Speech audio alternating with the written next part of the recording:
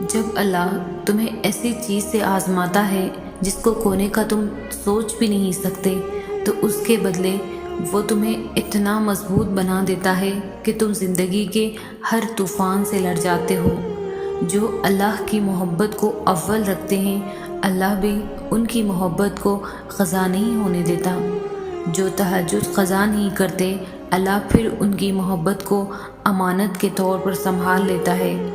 تم اس کی محبت کا حق ادا کرو تو صحیح، وہ تمہاری محبت کا حق ادا کر دے گا۔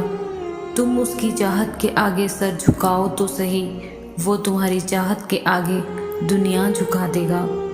تم اس کے فیصلوں پر دل سے راضی ہو جاؤ، وہ تمہاری دعاؤں پر خوشی سے راضی ہو جائے گا۔ تم ایک دفعہ اس کی چاہت کے لیے ہاتھ اٹھا کر تو دیکھو، وہ تمہاری چاہت کو ہی تمہارا نصیب لکھ دے گا۔ تم ایک دفعہ اس کی مصلحتوں پر اپنے دل کو موڑ کر تو دیکھو، وہ اپنی مصلحتوں پر تمہارے دل کی خوشی کے لیے پوری کائنات کو موڑ دے گا۔ رات کے آخری پہر میں مانگی گئی دعاؤں میں بہت طاقت ہوتی ہے، اور جن دعاؤں میں اللہ کی رضا موجود ہوتی ہے، جلد یا دیر سے ان کے لیے آسمان سے کن اتارا جاتا ہے، کیونکہ ان میں انسان سے زیادہ اللہ کی رضا موجود ہوتی ہے۔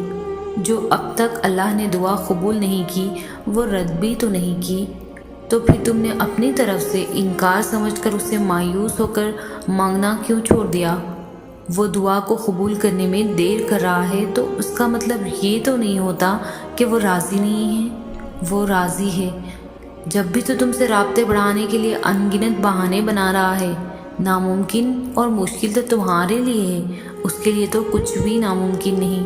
ایسا کچھ نہیں جو تم اس پر یقین رکھ کر مانگو اور وہ تمہیں نہ دے۔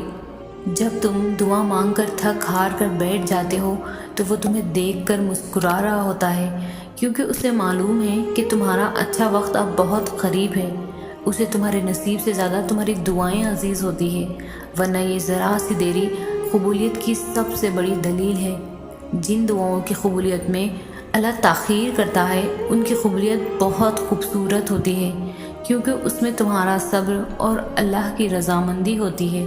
تو پھر یقین رکھنا جو اب تک قبول نہیں ہوئی، بہت جلد وہ دعائیں بھی قبول ہونے والی ہیں۔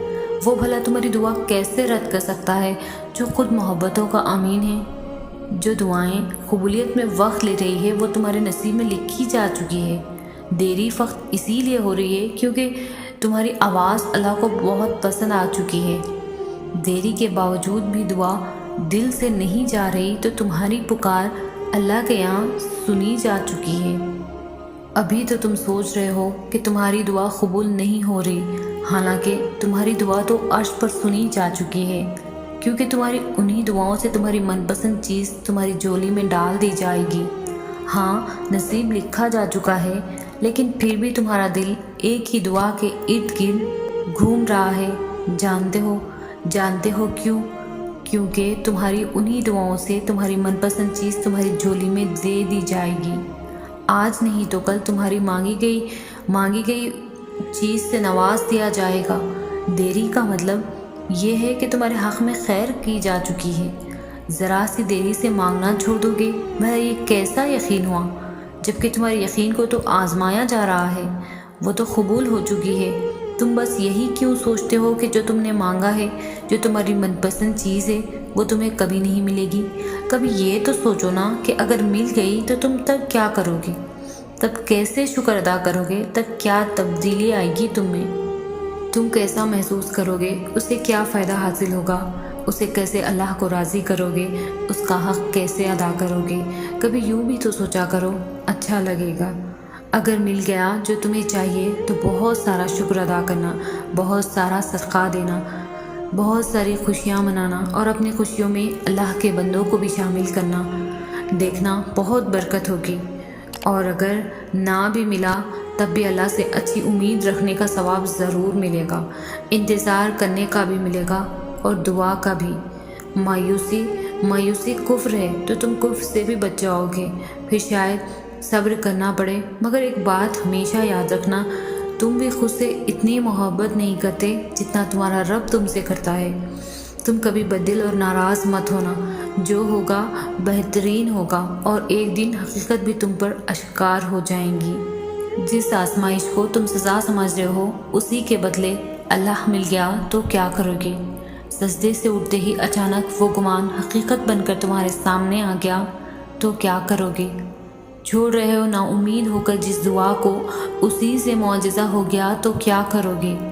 یہ راتوں کو اٹھ اٹھ کر نمازوں میں رونا تمہارا اللہ کو راضی کر گیا تو کیا کرو گے؟ اللہ کی رضا کے لیے ہاری گئی بازی جیت میں پلٹ گئی تو کیا کرو گے؟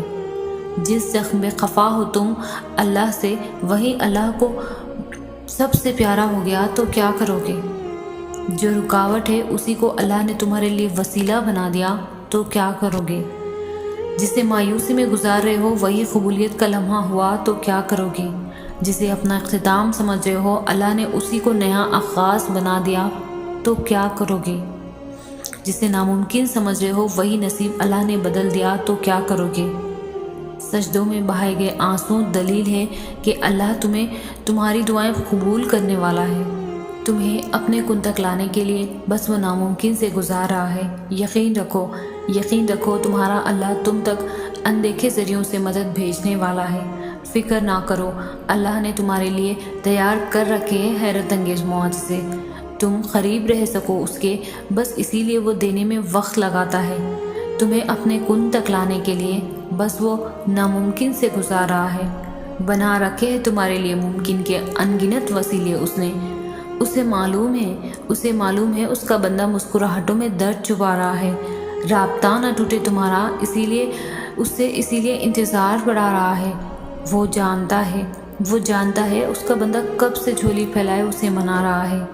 اللہ کو محبت ہے تم سے، اسی لیے وہ تمہیں آزما رہا ہے۔ دعائیں اللہ نے تمہیں کن سے نوازنے کے لیے بنائی ہیں، جو نصیب میں نہیں۔ دعائیں ان لاحسن چیزوں کے لیے بنائی ہیں، اسی لیے تب بھی مانگو جب ملنے کا کوئی بھی ذریعہ نظر نہ آئے۔ نصیب کا لکھا ہوا تو دعاؤں کے بغیر بھی مل جاتا ہے۔ دعائیں تمہیں قبولیت کی دلیل دینے کے لیے بنائی گئی ہیں۔ دعائیں اللہ کی نا کو ہاں میں بدلنے کے لیے بنائی گئی ہیں۔ دعائیں برے کو بہتر بنانے کے لیے بنائی گئی ہیں۔ دعائیں ناممکن سے ممکن کے وسیلے نکالنے کے لیے بنائی گئی ہیں۔ دعائیں معجزوں کے لیے بنائی گئی ہیں، جس کے اختیار میں ارض و سما اس کے معجزوں سے پھر نا امید ہونا کیسا؟ اللہ کو سونپ دیا ہے جب سب تو پھر نصیب کا ڈر کیسا؟ زمین کے وسیلے ناکام ہو جائیں تو عرش سے مدد آتی ہے، تو پھر تہجد کے سجدوں کے بعد بھی دعاؤں کے قبول نہ ہونے کا یہ گمان کیسا؟ اللہ کے لیے تو سب ممکن ہے۔ ناممکن وہ بات تمہارے لیے ہوئی، وہ تمہیں منانے کی توفیق دے رہا ہے اگر، تو اس نے تمہاری ماننی ہوگی۔ وہ خود کہہ رہا ہے تم سے کہ میری مدد قریب ہے۔